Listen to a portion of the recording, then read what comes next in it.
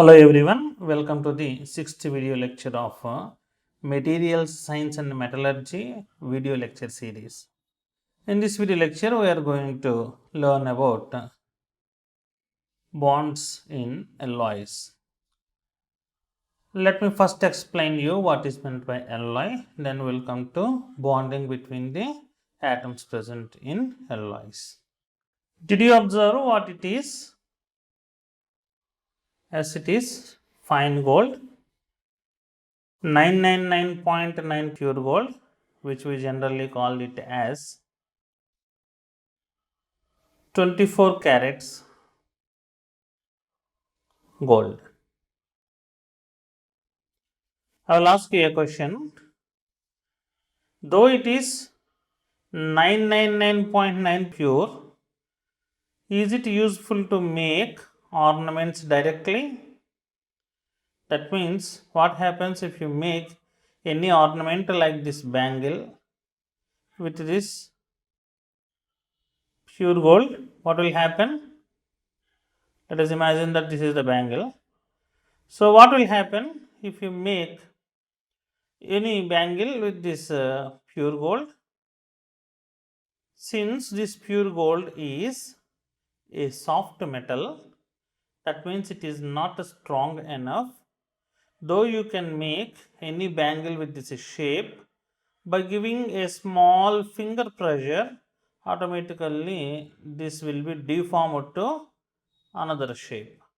That means this pure gold is not useful for you to make ornaments. Then what to do? So, in order to improve the strength of this pure gold, generally what we will do? We will add copper to this pure gold.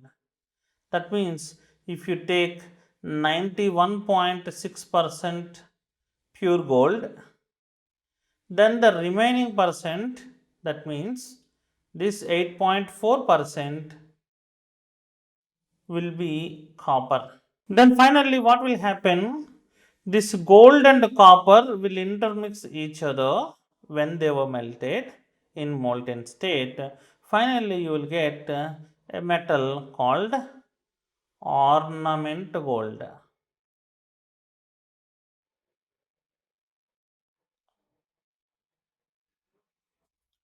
What are the properties of this ornament gold? This ornament gold is also very lustrous as that of this pure gold, and at the same time it is strong enough to bear the stress given to it. Suppose if you go to this ornament gold, which is generally call it as 22 karat gold, we can easily make ornaments. Is that clear? Then how are you able to add copper to this gold? In solid state, these two won't mix together. So, to mix this copper to this gold, what will they do? First, they will melt this gold in certain crucible. This is molten gold. When the gold was in that molten state, in that hot condition, they will add small pieces of copper to it, like this. Here, please see what they are doing. First of all, they are melting the gold, and after that, they will add small pieces of copper to this molten gold, and they will mix these together. And that hot condition, finally, you will get 22 karat gold. So then 22 karat gold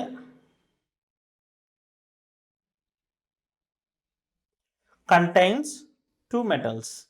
One is gold and another one is copper. In actual practice, they will add some other metals also to make ornament gold. I just want to give you a rough idea about this one. So here the prepared 22 karat gold is not a pure gold. then what it is? It is nothing but an alloy. Then what is meant by an alloy? An alloy is an intimate mixture of two or more elements in which at least one is a metal. That means you can create alloys. Suppose if you take iron, you can add this iron to nickel and chromium. In such a manner also you can prepare an alloy. If you see here, iron is a metal, nickel is a metal, and chromium is also a metal. So suppose if it contains some amount of carbon, this carbon is non-metal. Then what you have to call it? Then also you have to call it as alloy. An alloy is an intimate mixture of two or more elements. At least one is a metal. Here if you take this combination, in this combination iron is a metal, nickel is a metal, chromium is a metal. So what we need, at least one must be a metal if you talk it as a alloy or if you name it as an alloy. Is that clear? Then let us come to our today's lesson, bonds in alloys. In our day-to-day life, we generally don't find pure metals. So finding pure metals is highly impossible in our regular practice. Why? Because during the preparation or the extraction of those metals, they will contain some impurity. Whenever there is a presence of another element in a metal, then you cannot call that metal as a pure metal. So in regular practice, we generally see alloys.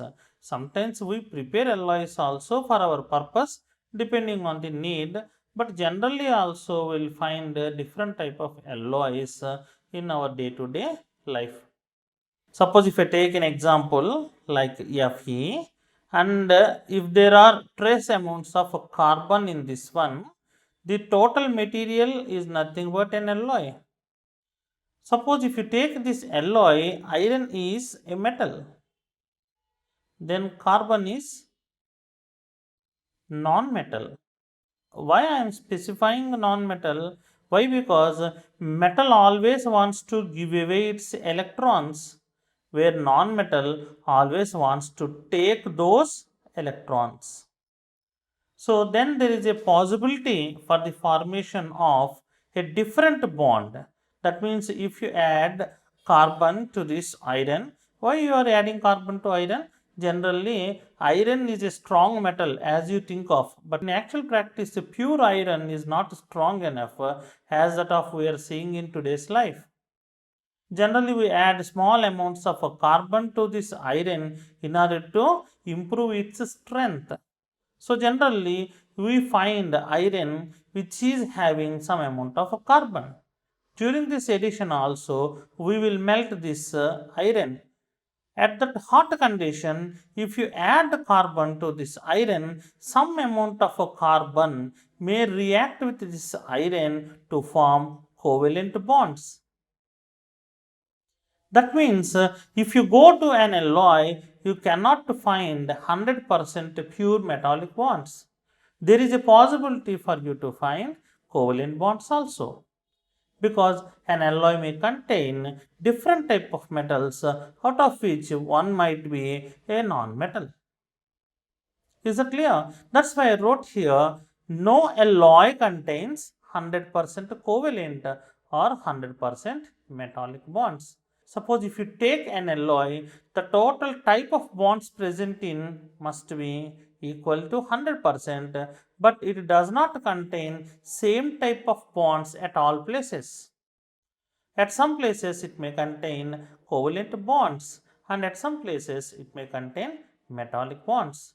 So we have to calculate the percentage ratio, which is equal to percentage of a covalent bond divided by percentage of metallic bond. Why we are specifying here covalent bond? Because covalent bonded molecules will not conduct electricity, whereas if it contains metallic bonds, it will conduct electricity. So if any alloy contains more covalent bonds, then it won't conduct electricity perfectly. Whenever if you come to an alloy, if it contains more number of metallic bonds, automatically it will conduct electricity more. So, for the electrical conductivity purposes, if you are going to choose a metal or an alloy, you have to choose that alloy in which it contains a more number of metallic bonds. That's why we have to know the percentage ratio R. Is it clear? So, R value is constant for a given alloy. What it means, during the melting process, there is a possibility of conversion a covalent bond into a metallic bond or a metallic bond into a covalent bond. Then whatever may happen in that alloy, this percentage ratio R is always constant. Is it clear? So now come to the fourth point. We're talking about quasi-free electrons. What is this quasi-free electrons? Quasi-free electrons means electrons present in a metal are free to move from one place to another place, but they are not very free to come out of that metal. That means all positive nuclei present in the metal will attract those electrons. That's why their motion is seemed to be free but not fully free. If you find such type of a condition, those electrons must be called as quasi-free electrons. Let me show you with a small diagram. Let this is the M plus ion of a metal and this is the M plus ion of a metal and this is the M plus ion of a metal and M plus ion of a metal. And this is also M plus, this is also M plus, this is also M plus and this is also M plus.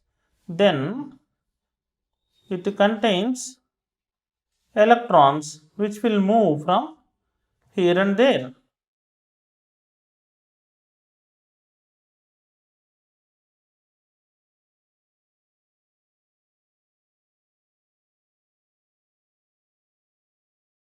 So these electrons move from one place to another place, but they are not free to come out. Why? Because these positive nuclei will attract those electrons and they will restrict their motion also. So we have to call those electrons as quasi, that means partially, quasi-free electrons. Is that clear? Now let us come to our notes. So free electrons in alloy move among positively charged ionic cores created by metallic bond and also through negatively charged covalent bonded electrons. That means if you come to an alloy, this alloy contains some covalent bonds and at the same time some metallic bonds. So those quasi-free electrons which you have now saw will move through these metallic bonds and at the same time they will move through these covalent bonds also. Is that clear? So that's why I wrote quasi-free electrons move among positively charged ionic cores, that means M plus, and also through covalent bonded electrons. Then let us come to the point 5. R value changes during different treatment process in metals and alloys, but it comes to the constant value by changing some covalent bonds to metallic bonds and metallic bonds to covalent bonds in the treatment process. This point was just discussed. Here we saw that covalent bonds may change to metallic bonds and metallic bonds may change to covalent bonds during melting process. But finally, at the end of the process, you will find a constant R value. Is that clear? Then let us come to the sixth point. Energy gap EZ is equal to energy of covalent bond minus energy of metallic bond. What is this energy gap? Let us discuss by taking a small example. Let us see magnesium. What is its electronic configuration? Its electronic configuration is 1s2, 2s2, 2p6 and 3s2. Suppose if you come to this configuration, what happened to other orbitals? That means if it contains this third orbit, automatically it will have 3px, 3py and 3pz. I think you knew this one. Okay, and then again the energy of these 3px, 3py and 3pz is more than this 3s. Suppose if it is the energy, then you can write this is the energy of 1s, this is the energy of 2s, this is the energy of 2p, this is the energy of 3s, and finally this is the energy of 3p. If you take an energy diagram. So what happens here is, here you will get 2 electrons in this 3s level, and there are some vacant 3px, 3py and 3pz orbitals. Let me write the orbitals 3px, 3py and 3pz. These orbitals are vacant in this magnesium atom. So here you had a place where these electrons can jump from this place to this place whenever it will gain energy. Is that clear? Suppose in actual practice, if you come to magnesium atoms, suppose if I take this magnesium, let us name this magnesium as 1. This is another magnesium atom as 2, another magnesium atom as 3, another magnesium atom as 4. And again this is magnesium, let us label it with a number 5. Magnesium, this is 6. Magnesium, this is 7. Magnesium, this is 8. Magnesium 9. Magnesium 10. Magnesium 11. Magnesium 12. If you give a close look, is the environment around each magnesium atom is the same? No, not at all. Suppose if you take this first magnesium atom, there are no magnesium atoms present here. If you come to this side, there is one magnesium atom. If you come to this side, there is one magnesium atom. If you go up, there is no magnesium atom. This magnesium atom is surrounded by 2 magnesium atoms here. Suppose if you take a surface model. So electrons present in these 2 magnesium atoms will repel the electrons present in this first magnesium atom. Suppose if you come to the second magnesium atom, let us see the environment. Here it is surrounded by 1 magnesium atom. It is surrounded by this magnesium atom, 2 magnesium atoms. It is surrounded by this magnesium atom, third magnesium atom. Now let us see the environment of this magnesium atom. In this magnesium atom also there are 1s2, 2s2, 2p6, 3s2 electrons. These electrons are repelled by the electrons present in this magnesium atom and this magnesium atom and this magnesium atom. Then how many magnesium atoms are repelling the electrons present in this second magnesium atom? 3. Suppose this is 1, this is 2 and this is 3. Finally, it is under more repulsions when compared to this one. Suppose if you come to this one, here 1, 2, there are only 2 magnesium atoms which are repelling the electrons present in this magnesium. So the repulsive forces experienced by the electrons present in this magnesium atom are lesser when compared with this one. Suppose if you come to this 7th magnesium atom, what will happen? It is surrounded by, this is 1, this is 2, this is 3 and this is 4.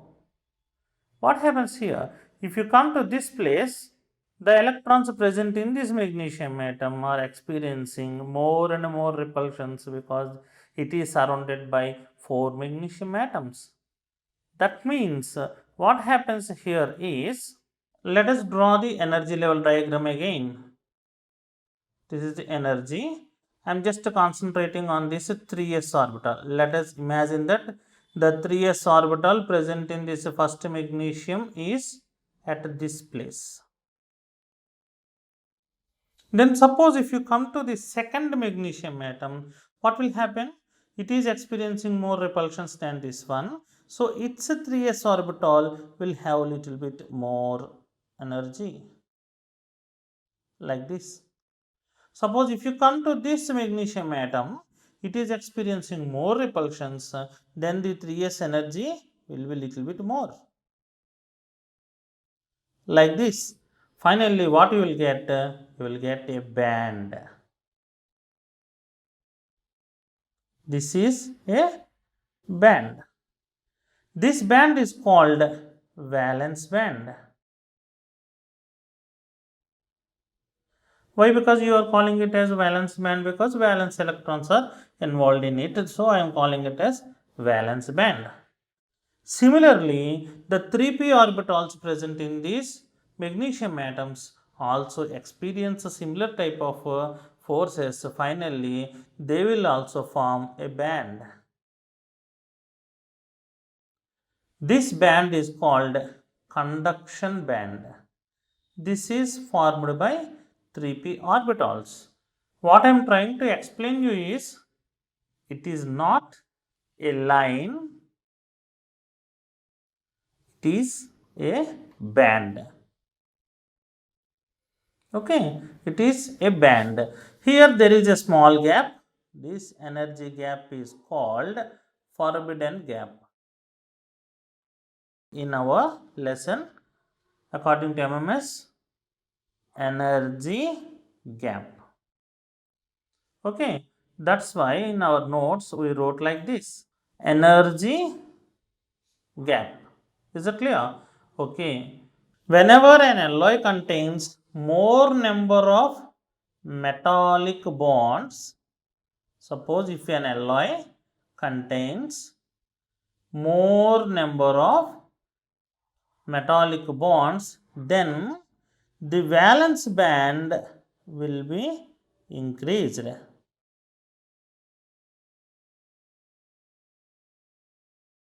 So if valence band size was increased, then what happened? This energy gap will be decreased.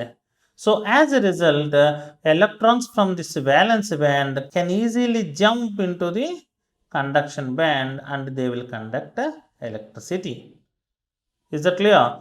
Please remember only one thing: if percentage of metallic bond is more, then energy gap will be low. That's why in our notes we wrote like this: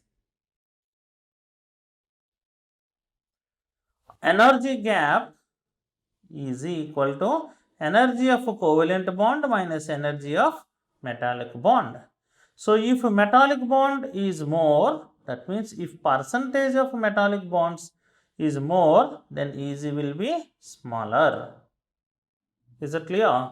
Finally, the last point is, the strength of covalent bonds determine the melting point of an alloy. Suppose if an alloy contains more strong covalent bonds, then those alloys will have a great melting point. Is that clear? So finally, we discussed about this bonds in alloys under the heading of metallic bond only. And finally, I wish to give a note here. That means atomic arrangement of metal atoms are shown by single bonds like covalent bonds. So we can draw the crystal structure. What it means? If you want to represent a crystal structure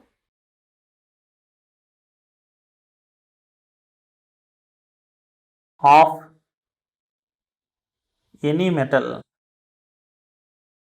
you have to use some line like this. Suppose if I want to represent sodium metal, then Na dash, Na dash, Na, like this, we will represent the metallic bond with a single line, just like a covalent bond. By seeing this line, you cannot confirm that this is covalent bond. If it is a metal, then you have to consider this line as a metallic bond representation in order to represent crystal structure. Is that clear? So in this video lecture, what did we learn? We learned bonds in alloys. In the coming video lecture, we are going to learn about what are secondary bonds. So far we are discussing about the primary bonds. We discussed about ionic bond, which is a primary bond. We discussed about the covalent bond, and which is also a primary bond, and we discussed about the metallic bond, which is a primary bond. And in this metallic bond only we discussed about bonds in alloys. In the coming video lecture, we are going to discuss secondary bonds which will be formed generally between molecules. Thanks for watching the video till the end. Study well. Thank you very much. I'll give you the notes in the description as a Google Drive link. You please follow that notes and study well. Thank you. Thank you very much.